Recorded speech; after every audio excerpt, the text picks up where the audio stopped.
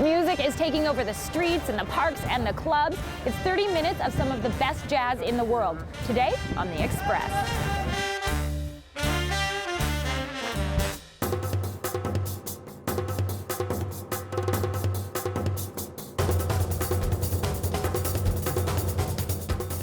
On today's show. 24 hours a day, jazz, jazz, jazz. I hit the cobblestones for the city's best street party, Gastown Jazz. Melanie finds out why Brian Rapanos is happy to be playing the blues. It's not concert music, although you can certainly watch it. It's for shaking your hips. Peter talks about the future of jazz with the founder of Tanga. It gave our festival instant credibility. And later, Bianca looks back at the festival's infamous Miles and Winton showdown. It all starts now.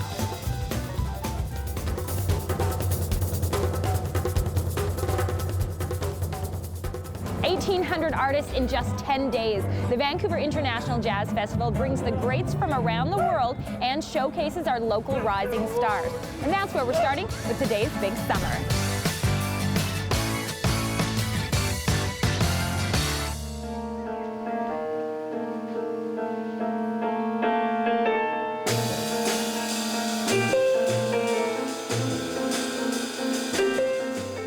I suppose when we were at college, we were mostly playing standards. So probably about my third or fourth year, I started writing some music, and now we just play original music. The Amanda Tossup Quartet are no strangers to the Jazz Festival. They formed at Capilano College and have been playing free and ticketed shows at the festival since 2003. The audience, they're fantastic. They have a lot of energy, so it's great to play for them for sure. Today is a free show at Tom Lee Music on Granville Street, and the noontime crowd is diverse. I've had some people who have come up saying, I don't like jazz, but I love your music, and so maybe it will turn them on to some other jazz. So. The free concert series has been a staple of the festival since it began in 1986, and it's a deliberate move on the part of Coastal Jazz. Connecting with the audience and providing really important opportunities for emerging artists in our community to perform in front of really big, beautiful crowds. It's a really important part of their artistic development. It's really inspiring for both the audiences and for the artists. In fact, the Jazz Festival in Vancouver plays a big part in fostering emerging talent, like Amanda, who has twice won the Galaxy Rising Star Award at the festival. Amanda's been a really, really exciting artist to participate in the development of. I have been working with Amanda through her development in Vancouver over the past almost 10 years, I would say. She's a beautiful piano player and really has come into herself in the various groups that she plays in. The Quartet are off to dates in Ontario and Quebec, but there are many more opportunities to check out free jazz. On the closing weekend of the Jazz Festival, we have the Jazz at the Roundhouse series, where again we have beautiful, huge outdoor stages by the ocean with a combination of local performers and international talent, as well as a really focused, beautiful series which not everybody is aware of, where indoor free performances do take place. I'm Erin Shaw in Vancouver for The Express.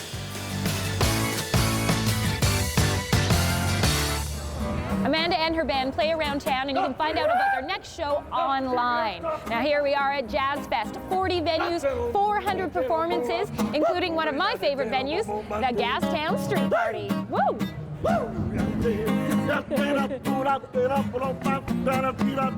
Cool music, a hot vibe. It's a free-for-all that's free for all.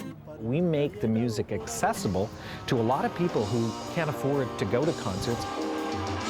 Plus, we'll go back in time to a showdown that put the Vancouver International Jazz Festival on the musical map. Winton decided to just go on stage and jam with Miles, unbeknownst to Miles.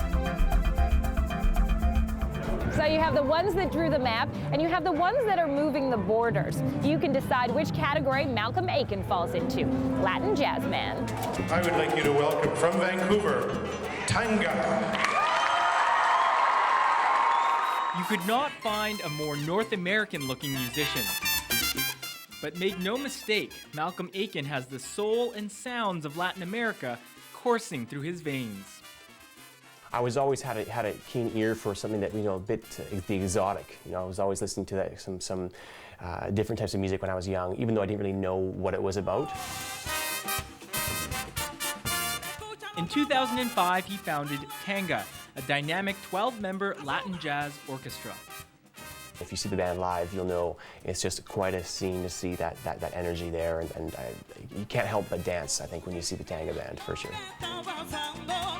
I kind of really jived off that connection for dancers and really exciting, energetic music and people singing and loud trumpets and really feeling the music as opposed to just sitting down and kind of being a passive audience. I really like that connection there.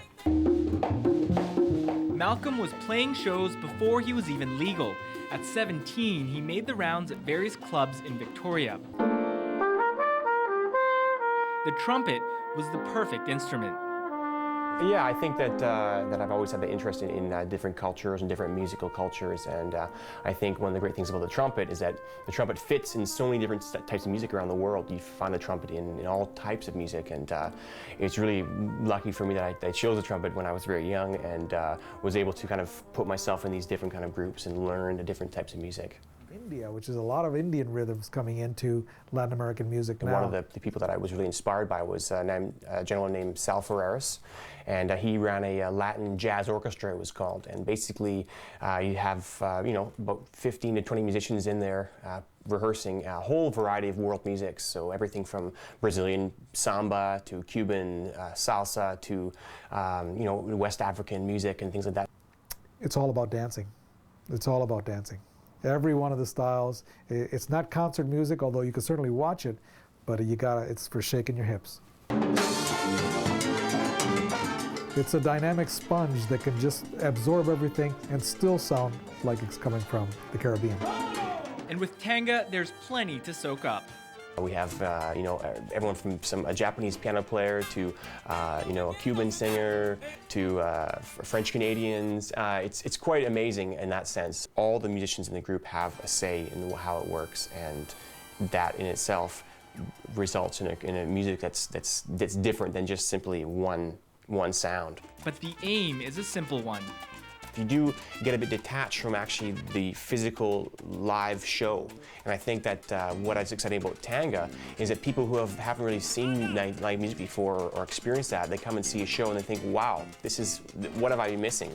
It's something you do not get from listening to it. There's an experience there of going to see a live show and actually feeling the music through you.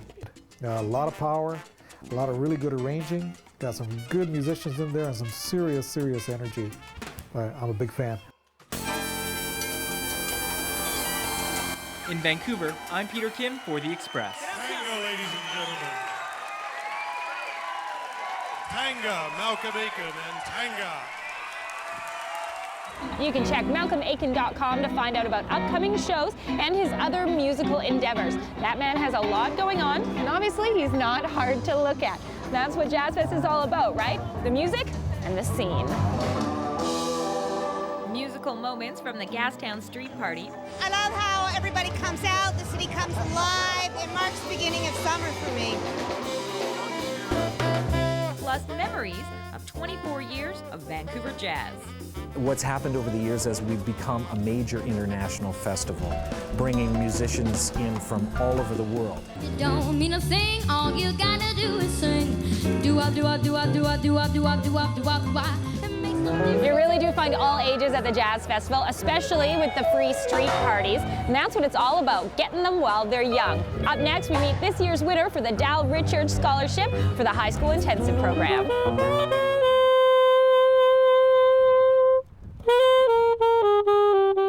Brian Rapano says an alto saxophone just feels good in his hands. So I've always sort of gravitated towards it. When I was young, I listened to Glenn Miller, and that may have inspired me, but I don't know, something about it. Brian is in the Jazz Fest High School Intensive Program and is this year's recipient of the Dal Richards Scholarship. It's a great program. I think there's wonderful musicians. I've met some of the musicians that I'm sure I'll be playing my whole life with, so it's just a great experience. The high school intensive, we have kids from all over the mainland audition. They kind of go through the whole process of doing a gig. They work with the stage managers, with tech, The Al Richards Scholarship winner is picked through the audition process, and it's just we're looking for, you know, a really high caliber player who has shown that, you know, they're committed to music and that they obviously love it.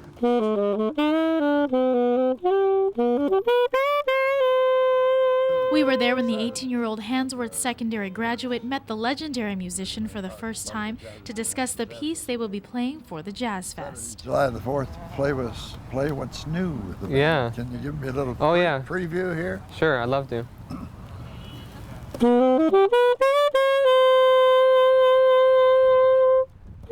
Well, it takes me back a lot of years. But this is the third year for me offering a scholarship, and these young people are just so talented. It's hard to believe just how capable they are and what ambitions they have. It's really it's an honor. I'm really looking forward to it. Like my grandparents and my family, Al Richards has been really a big part of them. He's a remarkable young man. He speaks so well. He explains why he's going to pursue music. He explains the instruments he prefers. He's well-spoken. Brian's been playing the sax since he was in grade 3, something his mom says they didn't have to push him to do.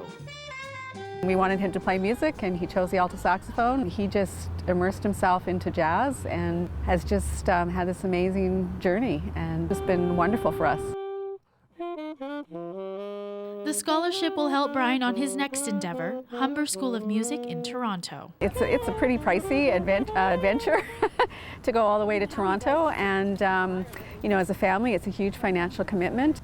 Well, Toronto's a busier place musically, isn't it? To follow the program exactly as Brian is doing at some really highly respected music college, which he is, and it's essential that you have that base when you go out into the world professionally. The profession of a jazz musician, it's not really an easy road. You might not be earning a lot of money, so you really have to persevere. And we certainly wish him luck in that, and I think he has every reason to believe that he's going to be a highly successful musician when he enters the pro ranks. In Vancouver, I'm Melanie Panetta for The Express. You can find out more about the high school intensive program at the Coastal Jazz website, and things are heating up now. We've got Elmer Ferrer on stage behind us, and we have more from the open-air Gastown Street Party coming up. Art, culture, I love it. Community, and music. Plus, Coastal Jazzman John Orsick shares his top picks from this year's festival. It's all up next on The Express.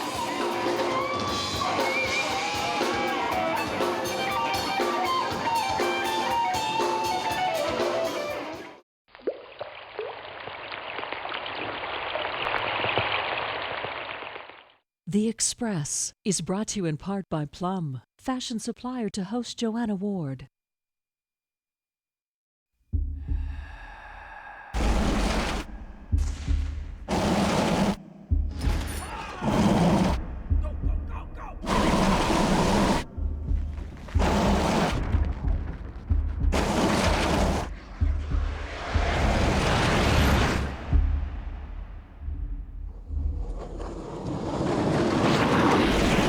Shaw, proud sponsor of Canada's bobsleigh and skeleton teams. Some say the Children's Wish Foundation started with this locket, a wish from a hospitalized girl for something special her mother could remember her by. And 25 years and 15,000 wishes later, we make sure the magic and excitement includes the entire family. And we celebrate the successes and hope that wishes can bring. Thank you from the Children's Wish Foundation of Canada and this station.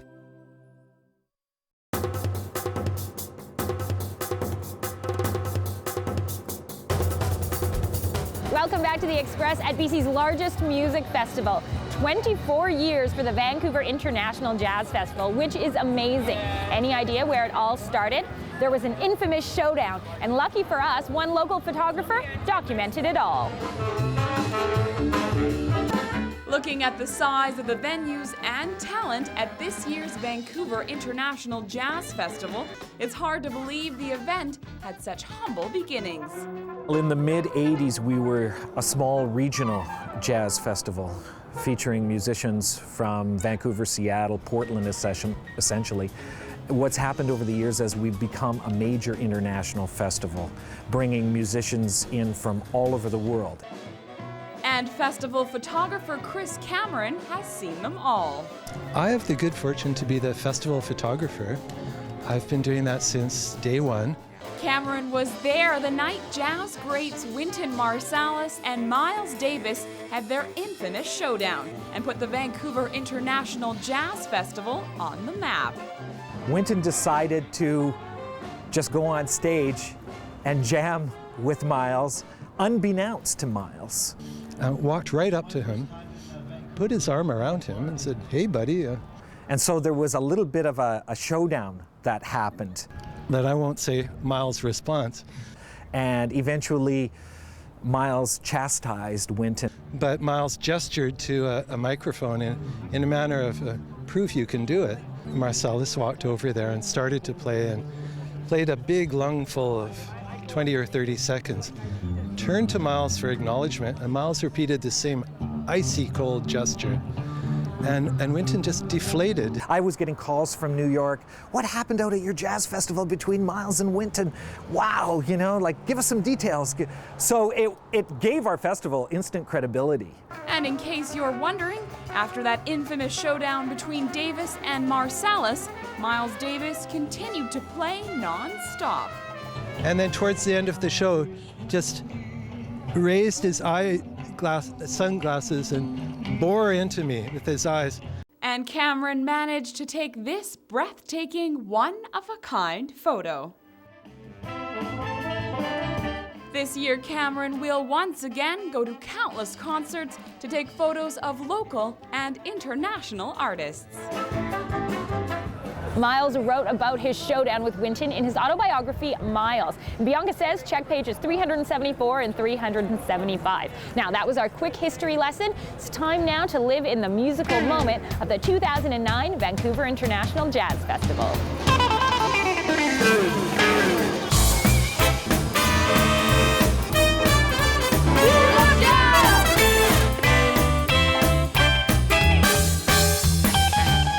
You're into jazz year-round. This time of year, you must be just like eating and breathing it. Absolutely. 24 hours a day. Jazz, jazz, jazz. It's like Gastown, the vibe down there, my favorite. Yeah. I mean, it's the street scene, right? You're on the street, turn of the century architecture down there. The merchants get into it like crazy. And you've got really a microcosm of the festival there because you're having musicians from all over the world representing all kinds of different musical styles, all different jazz styles, blues, world beat, electronica, all together. And it just is fabulous. I'm just grooving it. It's lovely. The sun is shining. The music is fantastic. This is it. It's all out. It's all out. It's great. Of the 400 concerts, 150 of those concerts are absolutely free to the public. So we make the music accessible to a lot of people who can't afford to go to concerts. And also, it's almost an educational aspect as well. A lot of people come and hear different styles of jazz for the first time and really fall in love with it and then want to really participate and get involved in the festival, go to different concerts, go to the workshops and stuff. So it works on a couple of different levels. Do you like jazz music? Yeah, I like it. Yeah? I like it better when it has a saxophone. What kind of jazz do you like? Actually, I'm not so into it, so it's not that I'm going to give you details. I just like the idea, and I think that it's amazing when they organize all jazz. Oh, Chucho Valdez, I mean, the Cubans, they are some of the greatest musicians in the world, and Chucho Valdez is the most famous musician in all of Cuba. Kind of Cuba's Duke Ellington, if you will. He does it all. Band leader, great piano player, and a great composer. And we're so fortunate that he's going to be here with his quintet to perform in Vancouver. It's a rare appearance, so a lot of people are anticipating that concert. take care of my food. Besides the established artists that we present, we also present emerging artists as well. And there is a young singer from Montreal, 15 years of age, that will blow everybody's mind. She scats, she interprets the music, you know, in a very mature way, and she's just a ball of energy up on stage. Nikki Janoski, she is going to be a name you're going to remember for a long time. It's my favorite time of year. Yeah, I love the Jazz Festival. I love how everybody comes out, the city comes alive. It marks the beginning of summer for me. It's like my very own jazz serenade. Yeah. 24 years in, pretty exciting to see how much this festival has grown. Absolutely, because, you know, the festival now is at such a stage where it animates and energizes the city like no other event. And you have 1,800 musicians coming to Vancouver, 400 performances, 40 indoor and outdoor venues. I mean, Vancouver really comes alive and is a big, big music community for the Jazz Festival.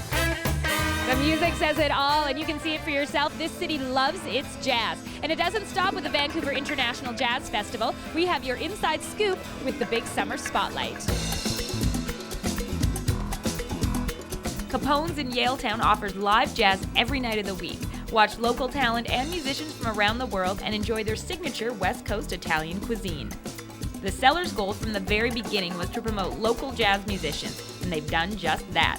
Celebrate our homegrown talent 7 days a week. This family-owned and operated gem in the heart of Kits Beach has been a jazz lover's dream since 1992. You can take in some jazz, eat authentic Italian cuisine, and sit back and relax. We love our jazz, don't we? And how do you feel about jazz? I love jazz. I don't love all jazz, but I love the stuff I'm hearing here today. It's not quite as heavy. I don't like the really heavy jazz, but I like the bluesy stuff that I'm picking up here and there. And have you heard anything good today? It's good all around. It's a good vibe, good solid feeling. Good time to come out. All right, Jazz Fest, and we're passing the mic to find out how you feel about the music that we call jazz. What do you guys like so much about jazz music? I just love the old little, you know, the mood setting, the feel of it all. I think it's got lots of different melodies that, you know, make you feel inspired. Saxophone would be my favorite thing. When I heard the jazz music, of course I have the guts to dance. Yeah, I am on the go. It can be relaxing. It can be really upbeat and exciting too. It's just it's a nice sort of go for any occasion. Good for dinner parties. Jazz music has rhythm. It's got beat. It's got, like, you can dance to it and enjoy with everyone else. Oh, jazz! I like the fact that it's a free style of music, so it's not necessarily set, because up until jazz music started, they had like classical music, which is like you must play what's on the page, but then when jazz music started, it became something that was more freestyle, more impromptu, and people could express themselves by not necessarily playing what was in front of them. So that's what I like about jazz music. The thing I love about jazz is that there is so much to discover, and you can catch the exciting and eclectic lineup now through July 5th, the Vancouver International Jazz Festival. Free concerts, ticketed ones, all the information's at the website. I'm Johanna Ward. On behalf of all of us on The Express, thanks so much for watching our Jazz Fest special from Gastown, and we'll see you next time.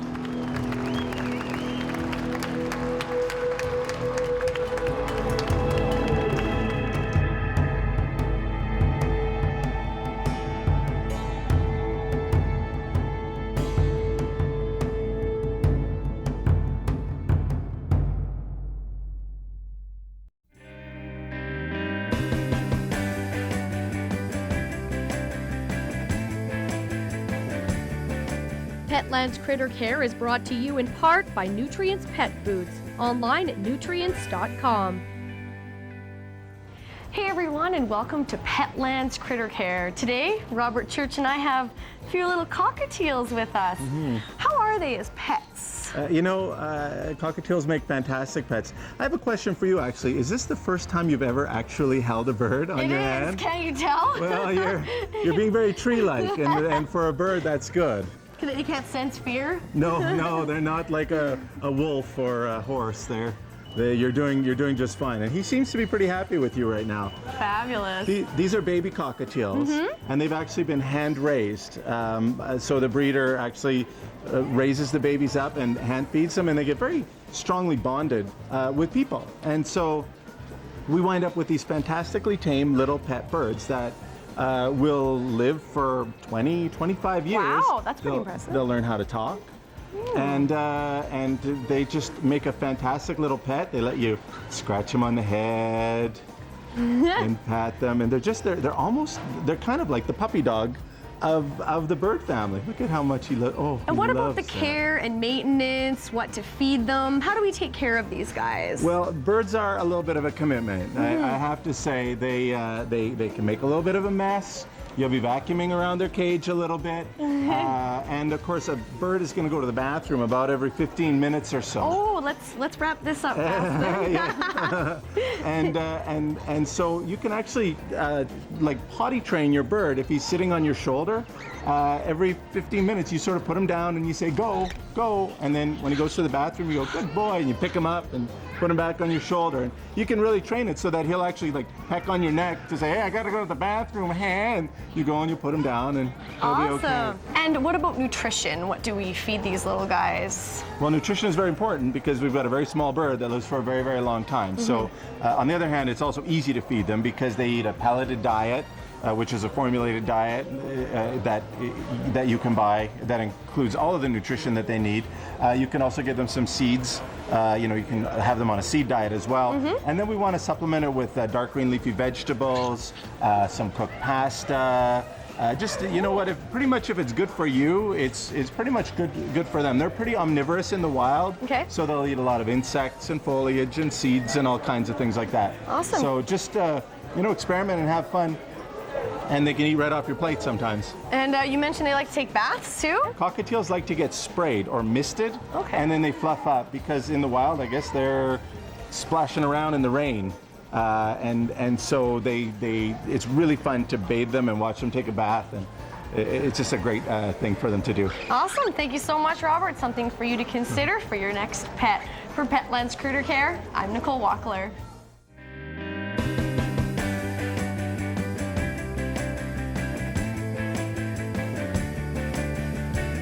Petland's Critter Care is brought to you in part by Nutrients Pet Foods, online at nutrients.com.